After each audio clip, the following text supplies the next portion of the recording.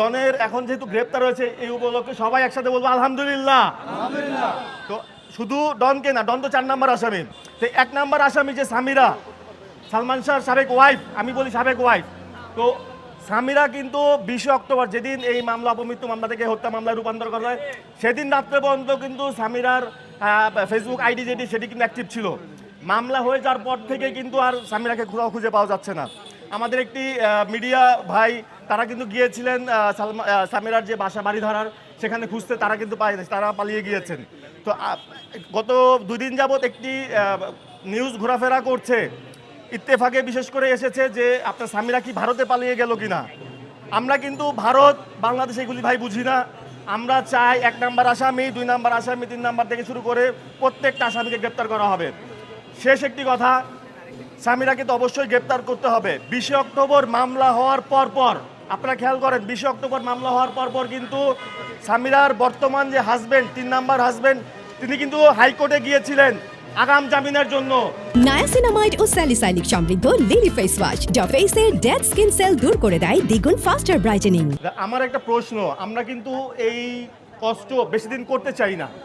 কেন করতে চাই না? যে আমরা চাই এই হত্যার সুষ্ঠু তদন্ত হবে এবং এই হত্যার সরাসরি একটি রায় ঘোষণা হবে।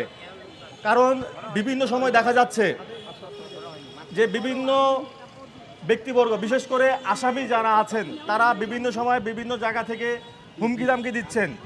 এর আগেও কিন্তু আমাদের ভক্তদেরকেও হুমকি দামকি দেওয়া হয়েছে, সালমান শাহ পরিবারকেও হুমকি দেওয়া হয়েছে। গত 2 থেকে 3 দিন আগে কিন্তু আমাদের যে মামুন সাহেব আছেন, মামুনের একটি লাইভের মধ্যে এসে কিবরিয়া নামে একটি ছেলে, শাকিল কিবরিয়া নামে একটি ছেলে কিন্তু বিভিন্ন রকম হুমকি দামকি দিচ্ছে। তো আমরা কিন্তু এই হুমকি দামকিতে ভয় পাই না, সেটা আপনারা বিগত দিনেও দেখেছেন এবং আমরা পরবর্তীতেও আমরা রাজপথে ছিলাম এবং থাকবো। আমি 2-3টি কথা বলে শেষ করে দিব, যেহেতু অনেক মানুষ আছে গরমের মধ্যে। তো প্রথম কথা হচ্ছে, ডনকে কিন্তু 9 আগস্ট যখন গ্রেপ্তার করা হয়, আমরা ভক্তবৃন্দ বেশ কয়েকজন সরাসরি কোর্টে চলে গিয়েছিলাম। তার চেহারা কিন্তু খুব হাস্যোজ্জ্বল ছিল যখন সে গ্রেপ্তার করে তাকে যখন এজলাসে দাঁড় করানো হয়।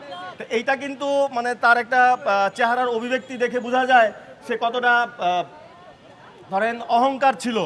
কিন্তু তার পরক্ষণে তার হয়তো একটা ধারণা ছিল, যেহেতু 20 অক্টোবর এই মামলাটি দায়ের করা হয় রমনা থানায়, তারপরেও কিন্তু সে বিভিন্ন সময় মিডিয়াতে বিভিন্ন আপনার চলচ্চিত্রের শুটিংয়ে অংশগ্রহণ করেছে, আমরা বিভিন্ন মিডিয়ার মাধ্যমে দেখতে পেয়েছি।